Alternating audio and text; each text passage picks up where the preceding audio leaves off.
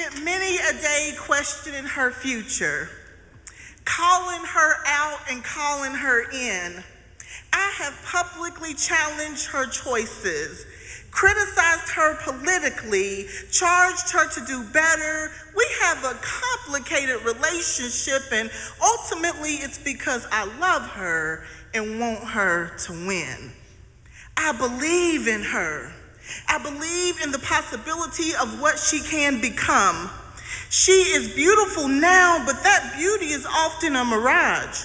She is powerful to many, but those within her inner circle acknowledge the facade, know what's under, beneath the surface, in the ground, her roots. We see her secrets, and yet we still love her despite the difficulties of her truth. See, she is our Charlotte, the city that has opened herself to give us the place that we call home.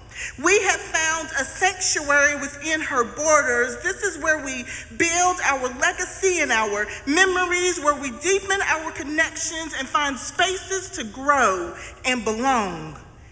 And because she is ours, we have earned the right to challenge her and demand her growth. Because she belongs to us, we will hold her to higher standards. We want a city that raises the bar and breaks the mold, opens its arms with opportunity and hope, creates spaces for the most vulnerable within her city to heal and cope. You see, there is no denying that there is an abundance of love here, an overpowering belief in the future of this place. There are people here who make it easy to love here, people who have opened their homes and their hearts, people who continuously keep and hold space, for this is our city, the place that we will keep fighting for, the place that we will continue to build. This is our city, home to some of the most beautiful and interesting spaces, a city that makes you feel hope, a city that encourages you to dream, a city that is promising and passionate, a city that gives you space to believe, and that's how love works. That's what loving Charlotte means. It's examining the truth of her history and working towards an uplifting legacy. That is where we see her light, and that is where we see her beauty.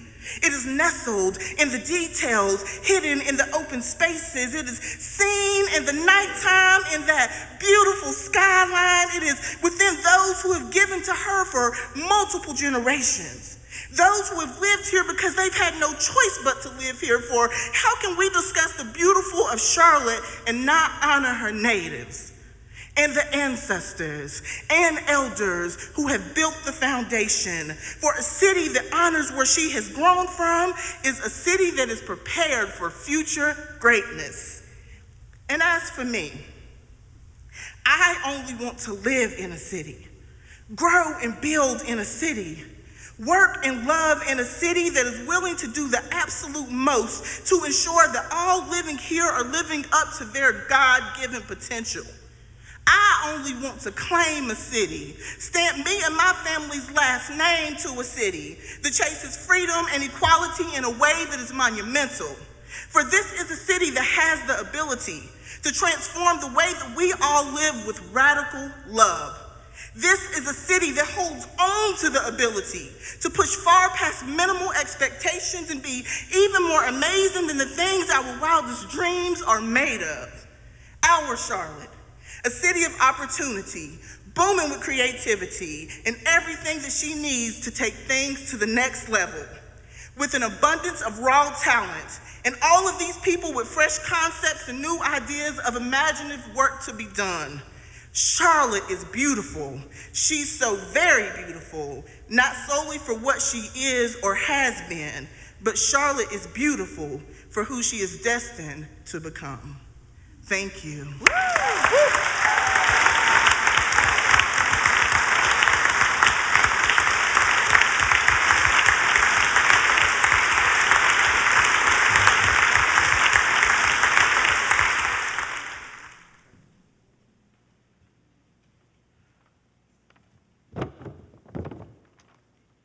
Good evening. Welcome again to those of you who attended last Monday's session on affordable housing, and to those who are attending for the first time as we examine the issue of food insecurity. My name is Chris Jones, and I have been a member of our church here for 6 years, along with my 2 adult children and their families. I have been serving this church through the Stevens Ministry and supporting individuals who take care of family members with dementia. I also serve as a member of the Race Forward Committee. I found myself during COVID turning more inward and spent a large portion of my time feeling sorry for myself and quite sad. But fortunately, I signed up for the Community Building Initiative Stakeholders Breakfast held on Zoom because of a friendship I have with the executive director, Diane English. Hannah, who you saw read her poem, read one that day as well. And it dealt with the very difficult issues of our community, such as issues around housing inequities, food insecurity, educational health care disparities.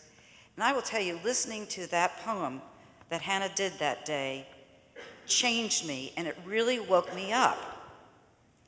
Tonight we heard another moving poem by Hannah that focused on the beauty of Charlotte. It's dynamic, and it's the dynamic people who are wanting to make positive change. There's so many people here who care and desire equity for all. So I think about what I can do. Think about what you can do. Where do you feel the pull? Tap into your values, your interests and skills, and let your heart serve. Dennis? Ditto to Chris's greetings to those who were here last week, as well as those who are here for the first time.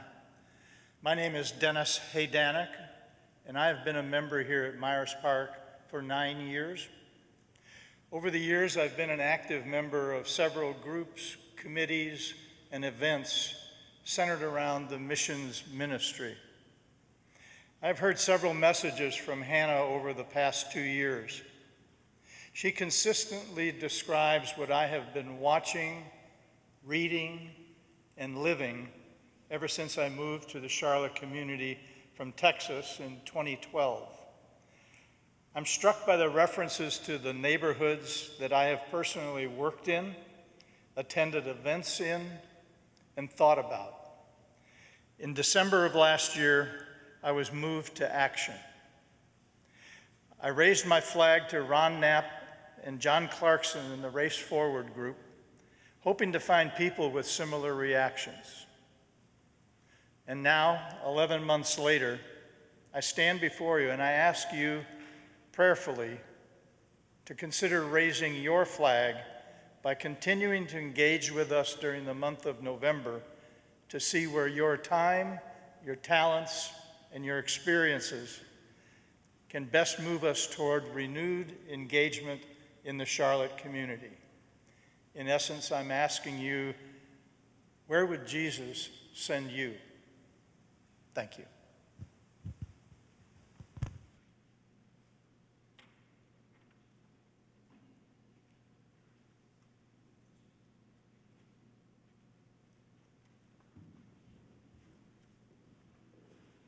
Thank you, Chris and Dennis. And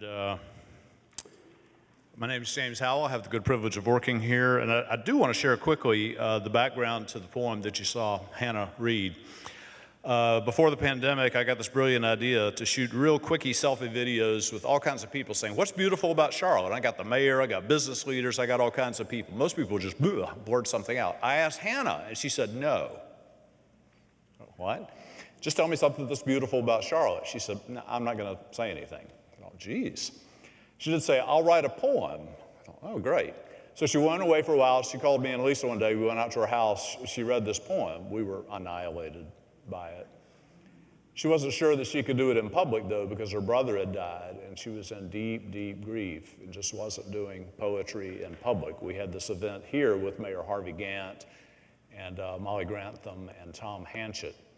And last minute, Hannah said, I'd like to come read that poem at your event. She stole the show at that. It was absolutely beautiful. We have it in print form. If you would like this, I'd be happy to email it to you so you can read it and ponder it. It was a really inspired moment. My job wasn't to talk, though, but it's to say our opening prayer. So, friends, let's bow our heads and pray. Gracious God, we thank you for our church, for any church, for any gathering of people that care about you, that care about your people, who want to make a difference in the world. What we do pales compared to what you're calling us to do, but Lord, we're trying. We're taking baby steps. We're moving forward. Inspire us to move more rapidly, more courageously, more boldly. Especially when you think about food, so much of the Bible took place in meals. So much was about people eating, people who didn't have enough to eat being fed. It's obviously a big deal in your heart. So it's always remind us to keep it a big deal in our hearts. We thank you for Tina and her good work and all those in the city who try to address issues around food and security and all that it implies for so many people. So be with us in this evening, Lord. In Christ's name we pray. Amen.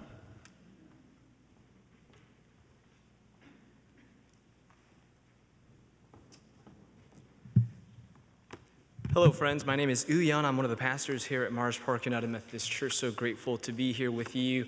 I wanted to share a gospel lesson from Mark chapter 6. And just, if you'll bear with me as I read it, I just think it's helpful to read the Bible.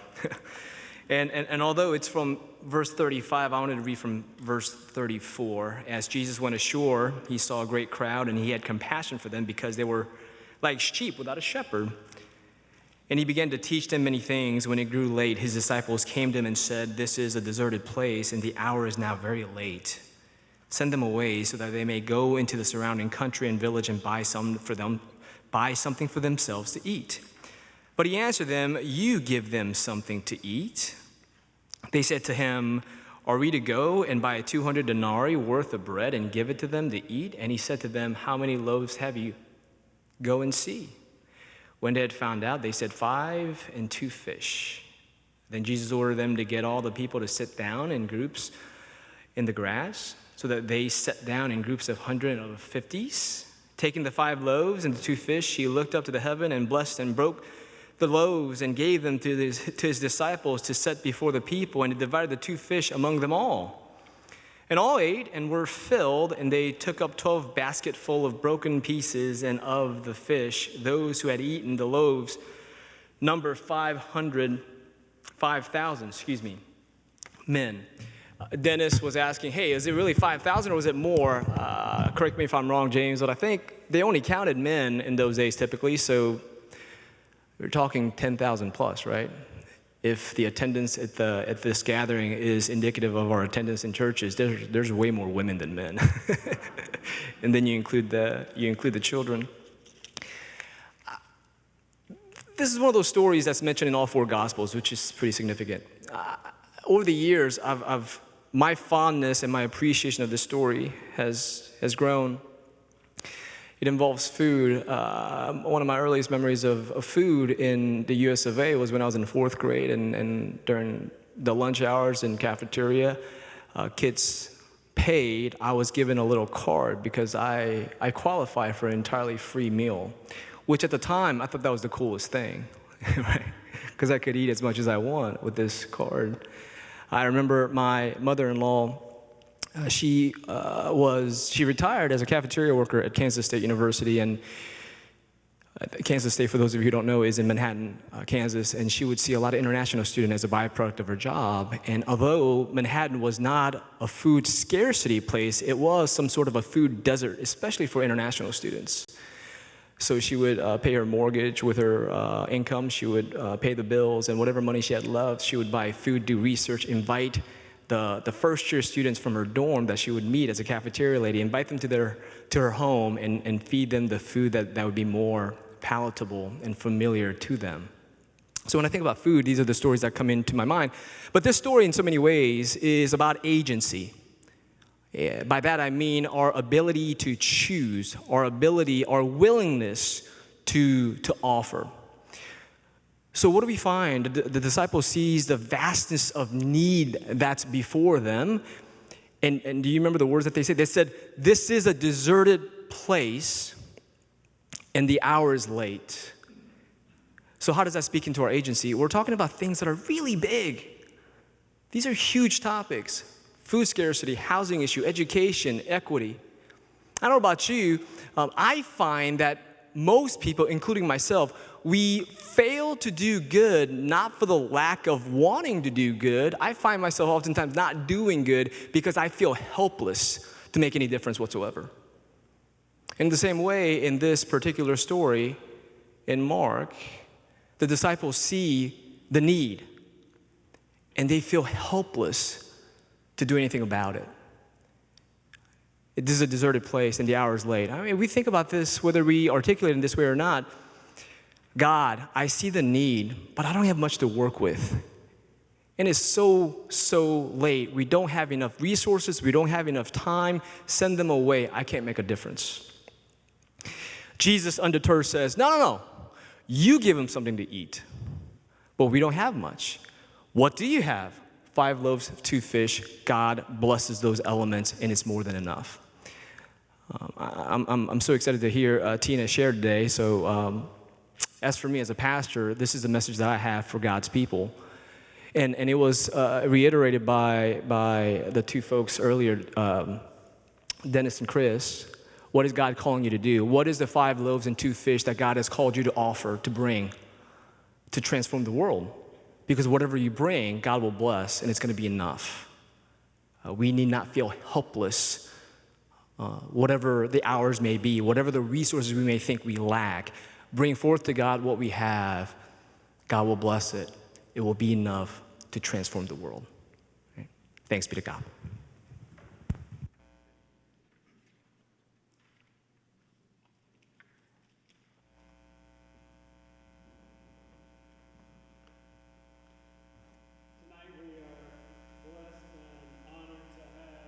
Postel from Loaves and Fishes / Friendship Tree. A couple years ago, I was sitting in Panera up here off of Providence. By the way, that's a dangerous place because you'll get hooked into lots of things at that Panera. And I was sitting there and I received an invitation to join their board. And I said, sure, let's give it a shot. And I am so thankful I did. So thankful that Tina and her team, led by Tina, continue to say, these are the 5 and these are the 2. We keep on showing up and trust God to make an impact in our community.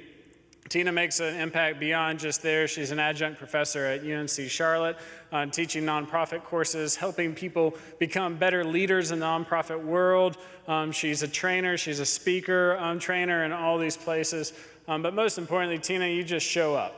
You show up every day to what you do. You show up for the community, and thank you for showing up tonight, bringing your best self.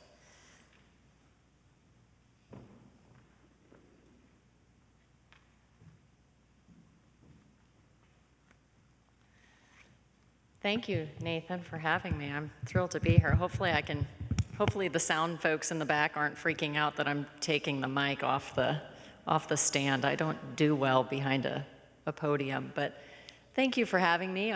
I'm so excited to be with real people again. I came here for a Sunday session a few weeks ago, and I was so excited to just put on high heels and be out. So thank you for having me. Thank you for showing up on a dark night, right, with this time change. I love being the CEO at Loaves and Fishes Friendship Trays. But in full transparency, 6 years ago, when my family and I moved to Charlotte, I didn't know that I would love this role. I've worked in the nonprofit sector my entire career, working for a YMCA, a residential children's home, the United Way. So I've done a variety of nonprofit work. And when Beverly Howard was retiring after 28 years of service at Loaves and Fishes, I was recruited by a headhunter who thought I might be good at this job. And I went to the interview and I thought, I don't know. I don't know that much about food insecurity and complete transparency, I thought, well, I think that might be a little depressing, to feed hungry people day in and day out. And I had done hard work before, in residential care, where, we served some of the most severely disturbed children in the state of Iowa, where I was living at the time. It was a hard job where you took it home every night. And so I was a little bit concerned, can I do this work? And I knew 2 days, on day 2 of the job, I showed up at our first ever pantry that we opened at Holy Comforter Episcopal Church. It opened in 1975. And I didn't show up in 1975. I showed up there 6 years ago when I started, and Beverly Howard took me around. And I got to watch a young gentleman. His name was Alfonso.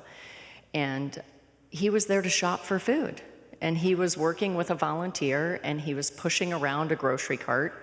And I was new and introduced myself, and you could see the shame and the humiliation in Alfonso's eyes. He was mortified that he needed to come to a food pantry in order to get food for his family.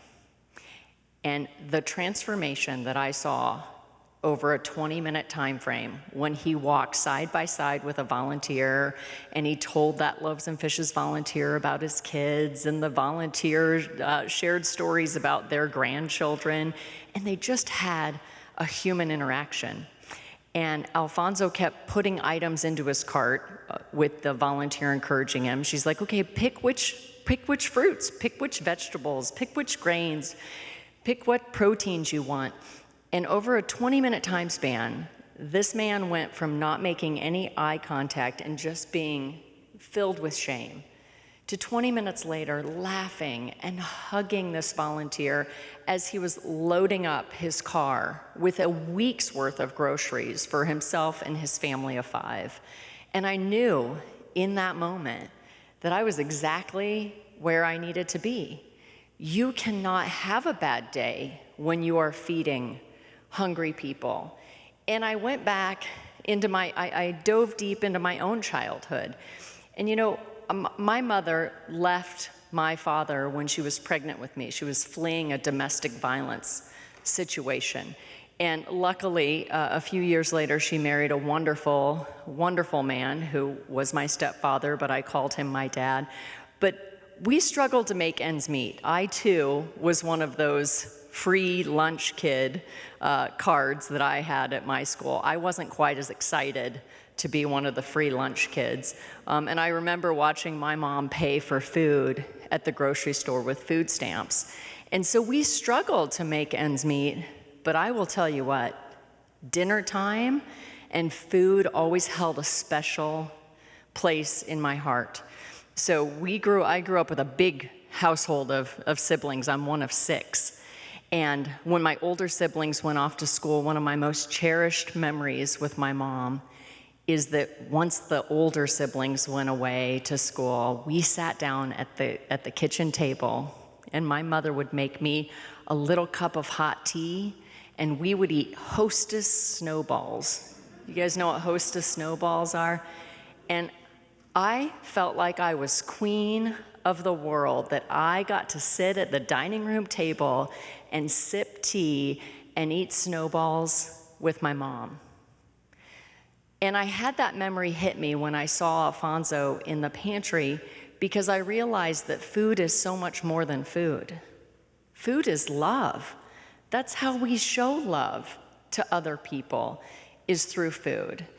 And so at Loaves and Fishes, we are a network of emergency food pantries all throughout the Charlotte area. Pre-pandemic, we had 41 locations. We have pantries in churches, medical buildings, government agencies, and even college campuses. The other side of our nonprofit is Friendship Trays. If you're not a long-time Charlottean, you might be more familiar with Meals on Wheels, but that's what Friendship Trays is. We're a local Meals on Wheels program, and we deliver meals for people who can't prepare food on their own, and we deliver it straight to their doorstep. Most of our clients are elderly or infirm, but we're that friendly face that shows up every day and makes sure that they have a nutritionally balanced meal, but also friendship. That's why that's where the name Friendship Trays came from. We could have just as easily called ourselves Meals on Wheels, but we wanted people to know that we were delivering so much more than food. So I will tell you, I love my job, but I have a busy job. We have a much busier job here in Charlotte than we really ever should. In 2020, we fed over 120,000 individuals. That's how many people needed to rely on a network of emergency food pantries in order to put food around their table. That was a 50% increase year over year. So in 2019, we served over 80,000 individuals. Just to put that into perspective, any Panther fans in the house? I know they're having a rough season, they'll pull it together, but you gotta support them, right? Keep pounding. But just to put it in perspective, Bank of America Stadium holds 78,000. That's the capacity. So even in a non-pandemic year, we were still feeding enough people to fill up Bank of America Stadium. In 2019 and 2020 and 2021, there shouldn't be that many people that need to rely on a nonprofit organization just in order to break bread around a table with one another. So I'm so glad to hear that I'm one of many speakers that you're hearing about throughout this series. I'm so glad that my good friend Laura Belcher was here just a week ago, because I will tell you, if Laura can figure out how to house everybody affordably, I can kick back and retire. Because housing, rent and housing is the #1 reason why people need our services at Loaves and Fishes and Friendship Trays. So people who are on a limited income and rent just keeps going up, or you can't pay the mortgage, that's the #1 reason. Other common reasons that we see people needing our assistance is for medical problems, right? Prescription medication isn't cheap. I know that we had a family just a couple of weeks ago that the mom called us, and she was so excited that we could help them out because her daughter had just been prescribed a new asthma medication. And so she was struggling to figure out how she was going to pay for the daughter's asthma medication or pay for groceries that month. And thanks to our service, she didn't have to make that rough choice. So that's what we're around for. We've been feeding people for 45 and 46 years. I want to tell you a little bit about the merger between Loaves and Fishes and Friendship Trays. So Loaves and Fishes is a network of emergency food pantries where people can get a week's worth of nutritionally balanced groceries. Pre-pandemic, we would let people come in and shop and push a cart around. Now we pre-box that food. I know raise your hand if you were at my warehouse today packing food. I know there were a couple of you. Yay, thank you. So thanks to volunteers who were boxing up food, there'll be 200 people that will drive through a pantry tomorrow and get that food. So thank you so much. But that's what we do on the Loaves and Fishes side. On the Friendship Tray side, we deliver the meals that are already prepared. We do 9 specialty diets. Like I said, a lot of the people that we serve are sick or have medical complications or are suffering from a chronic disease. And so we can't feed them Pop-Tarts or snowballs, even though I have a strong hankering for those. But we feed them healthy meals. So if they're diabetic or they have a kidney disease, our kitchen makes those special meals so that everybody is not just fed, but that they're fed well. So We just merged the two different nonprofits together May 1st. So I was the executive director for Loaves and Fishes, and I was meeting with my good friend Lucy Carter Bush, and she was the executive director for Friendship Tray. She's worked there for over 30 years. And we were talking about how to collaborate, because one thing that Loaves and Fishes was really good at was opening pantries where people could come and shop. But guess what? Families in crisis sometimes don't have the time to make it to our pantries and shop for food. So I knew that on any given day, there were 120 volunteer Friendship Tray drivers out driving around town delivering the meals. And I thought, well, how helpful could this be if we figured out a way to collaborate so that not only were we delivering meals, but if somebody also needed groceries. Do any of you use Instacart? Well, guess what? If you're on food stamps and you can't afford food to begin with, Instacart's not going to deliver to your house. So we started these discussions pre-pandemic about 2.5 years ago on ways to collaborate. And then Lucy was also looking for a succession plan. So I said, well, you know what? Why don't we just become one organization? Together as one organization, Loaves and Fishes Friendship Trays, because apparently I wanted a really long email domain, right? But as one organization, we can be one phone call for somebody in need. So if somebody's food insecure, it doesn't matter anymore whether they need special meals for their kidney disease or if they need a week's worth of groceries for everyone in their household. One phone call. One organization, one amazing group of staff and volunteers, and we can address those food insecurity needs. I told you that the number one reason why people come to our organization is because affordable housing. The number one reason why people don't come and they're food insecure is because they're ashamed to ask for help. My mother was one of those people. She told me a story that she'll probably want to hurt me for sharing it tonight with all of you, but I feel close and intimate enough with all of you, and your food hungers and you came out in the cold. But I will tell you, when I started working for Loaves and Fishes, and I was reflecting on being on food stamps and having the free reduced lunch card at school, she opened up about how much she really did struggle in those early years to make ends meet. And she had loving parents, but she didn't want to go and admit to her loving parents, my grandparents, that she had fled her abusive husband. There was a lot of shame in that. And so she didn't want to admit that she had made some bad decisions along the way. So she told me that she used to, when my biological father would go off on a bender, she would give him enough money to run to the grocery store to get milk or to get cereal, and he wouldn't come back for 3 days. And she remembers going into gas stations to steal toilet paper just so that we had enough toilet paper to make ends meet. Isn't that unbelievable? And it's not because she didn't have friends or family that could have helped her. It's that she was too ashamed at her current situation to reach out and ask for help. I have a lot of people in my role here that they want to get involved and they want to know what they can do and they want to know how we're doing during this pandemic and what our needs are. Are you running low on anything? And if we are, I certainly speak up.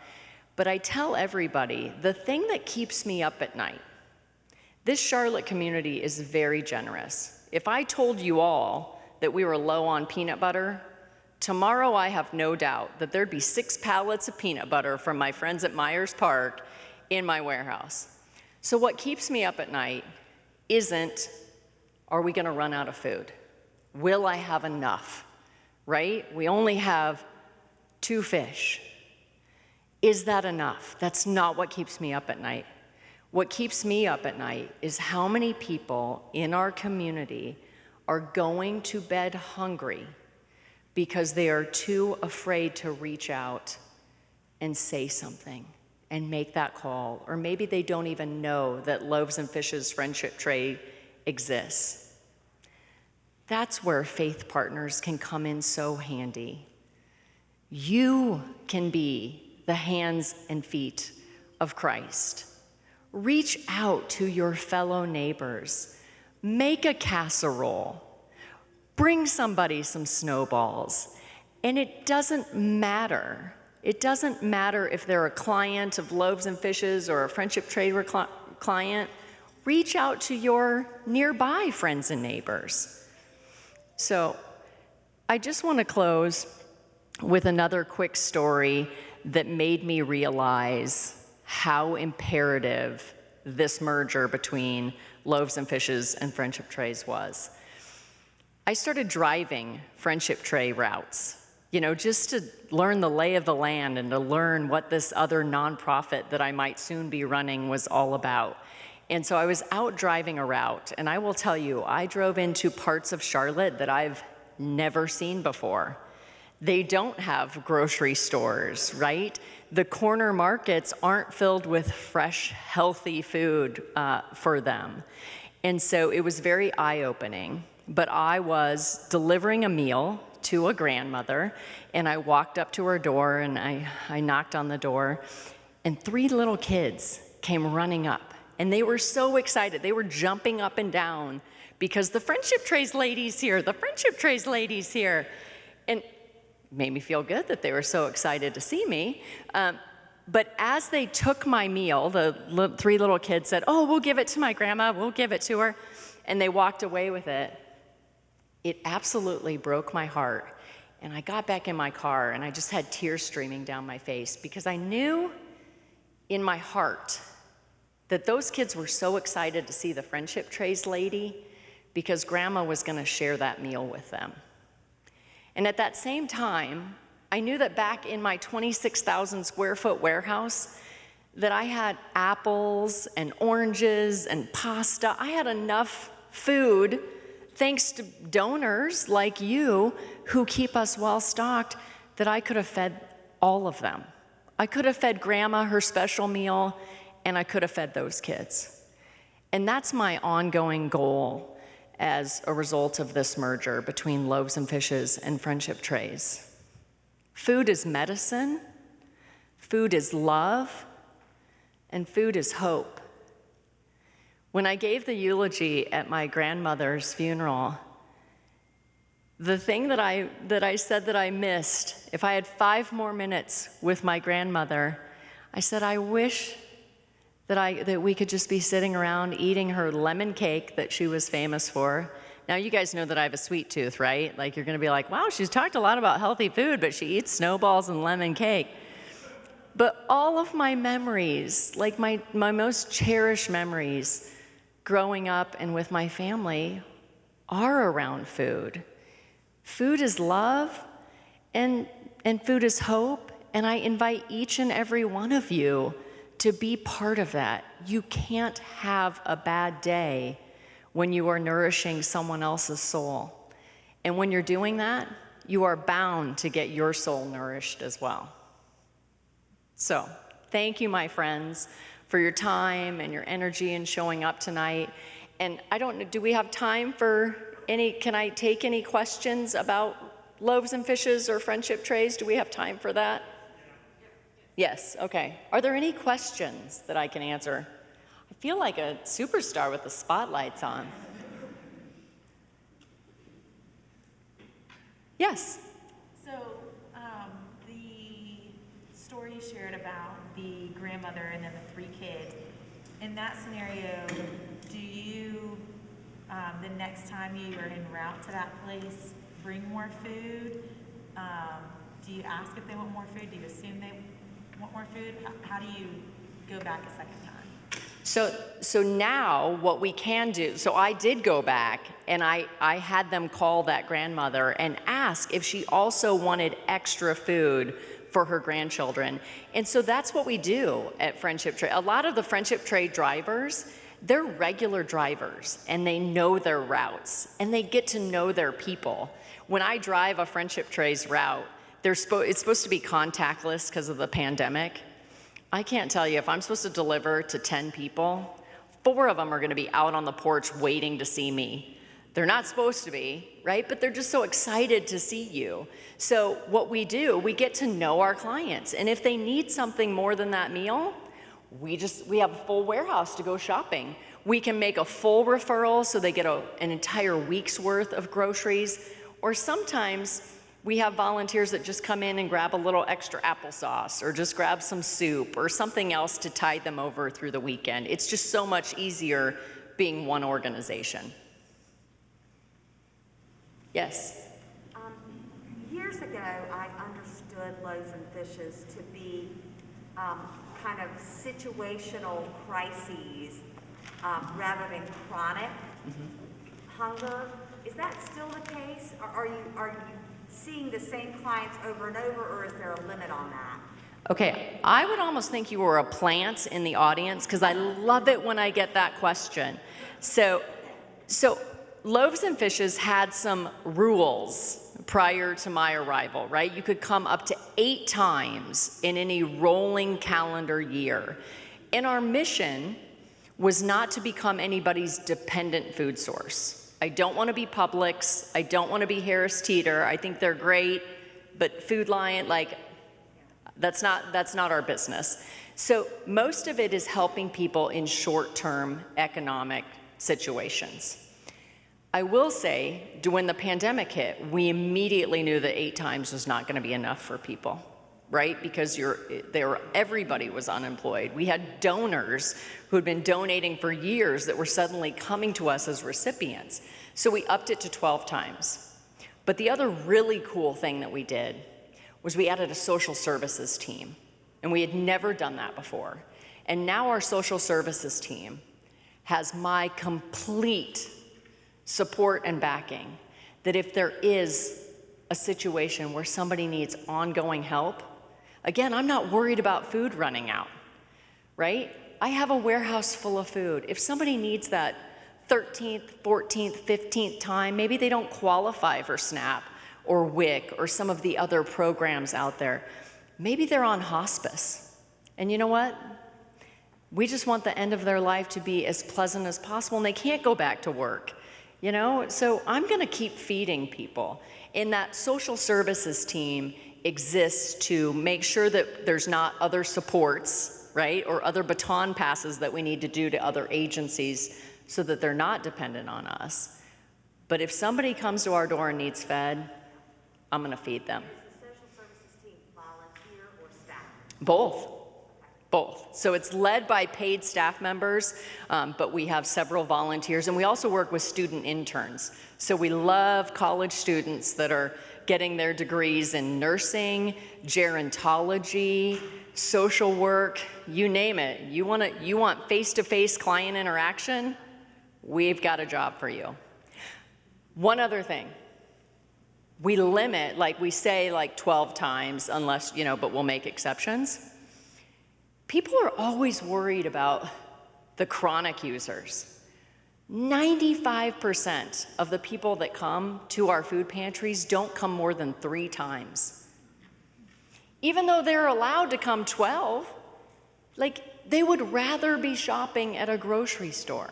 Our pantries are awesome, but they would still rather be shopping somewhere else. So, thank you for asking that. Yes, in the back.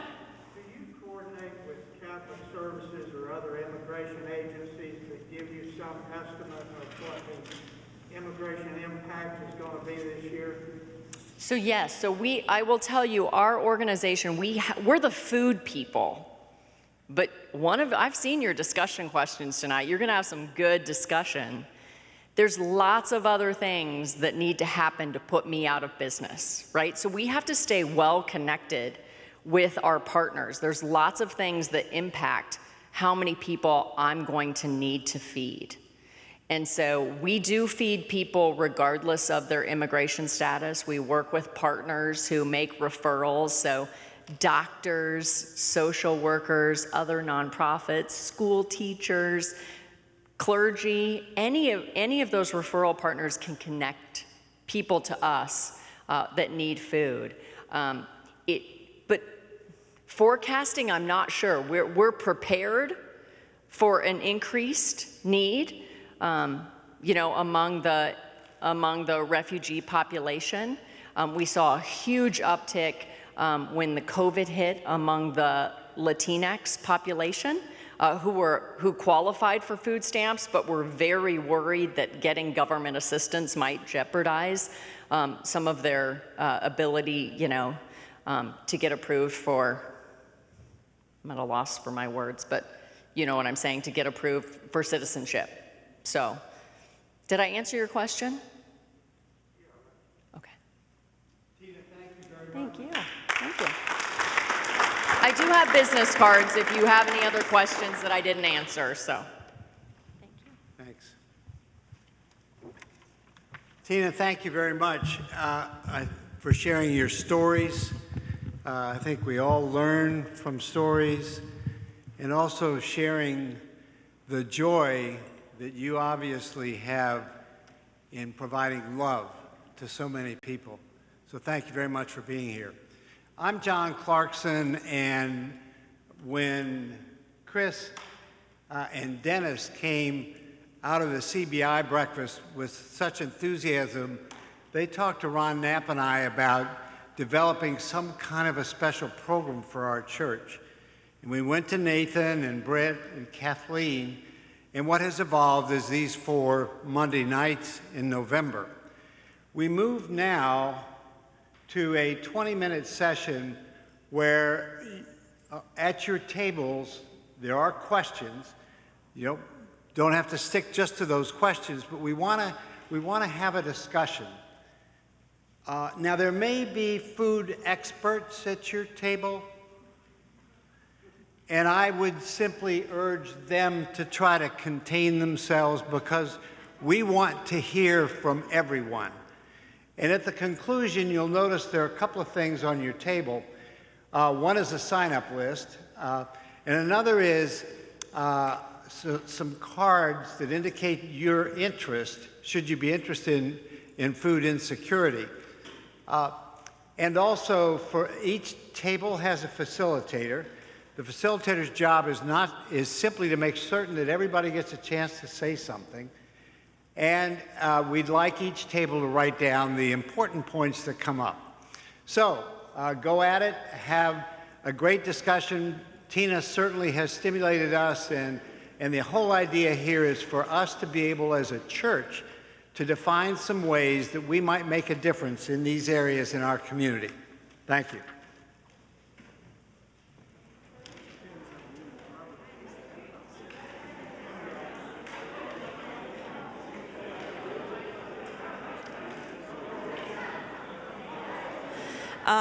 My name is Britt Yett. I'm the Missions Program Director here at church. We are thrilled to have you here.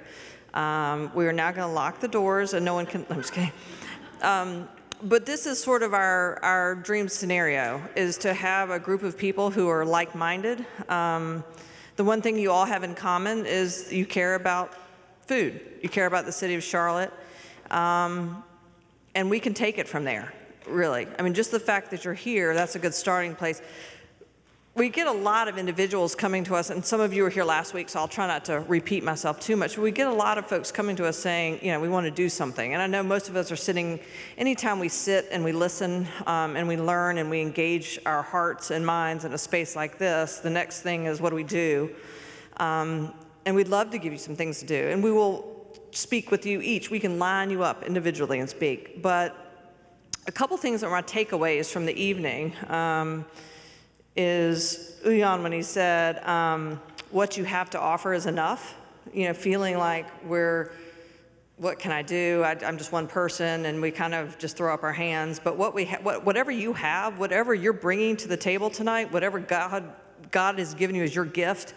We talked last night about, we have doers in the group who are going to be packing boxes at Loaves and Fishes, but we also need who are our people who dig into the research? Who is sending us those? John Clarkson's great for sending us, he sends us articles. He sends us articles to review and to critically think about, and it challenges us. Who are those people that are our organizers that can take a bunch of details and get us all organized. We need all of your gifts kind of working together, because as Uyan said, whatever you have is enough, because we're going to bring it alongside everyone else. And we all have different capacity. I know that some people are caring for small children, some people are caring for aging parents, some people are doing both. Some folks are retired, some folks are just starting jobs. We have all of those. We all have different capacities and different times. So again, on your own, it's a challenge a little bit. You're like, hi, I'd love to do something. I'm available from the hours of 3 to 4:30, and on Saturday every other month. And I'm an accountant. So you have that, and I'm like, okay, where can I fit that?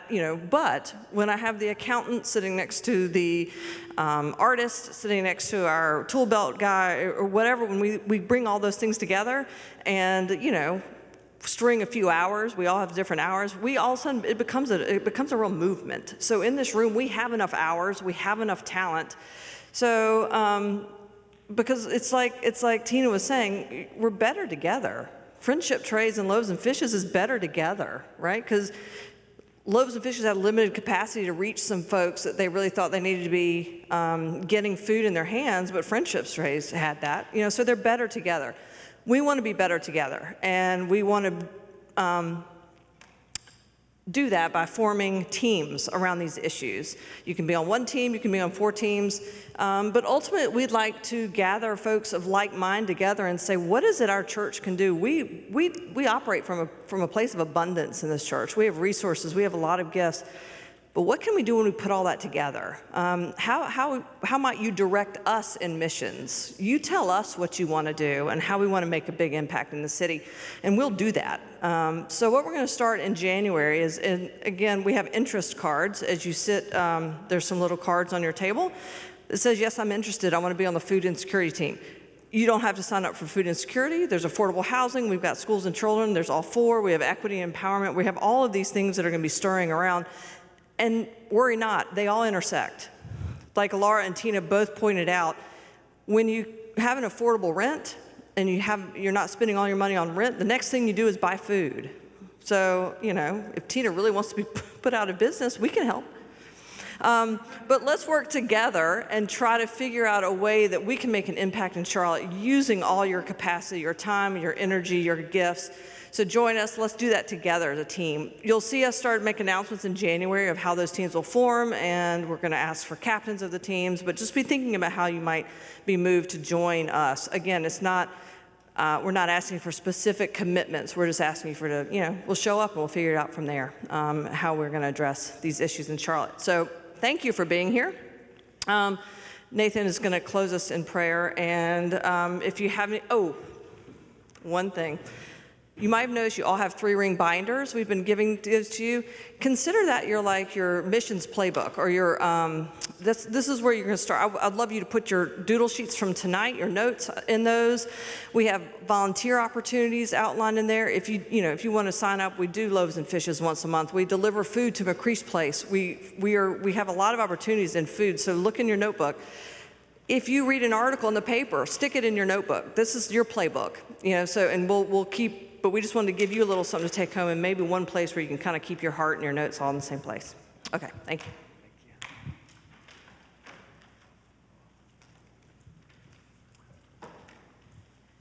Let's stand for the closing benediction.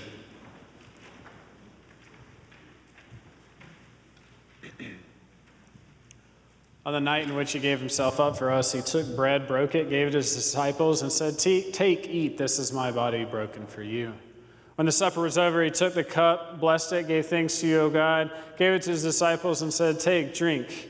This is the blood of the new covenant given for you. Do this in remembrance of me." In our remembrance of Jesus and the remembrance of the call and the obedience that we have upon our lives as disciples, may we go into this world feeding, walking beside, being with, meeting people where they are, loving them for who they are, erasing all shame and bringing dignity to all. Go now in peace.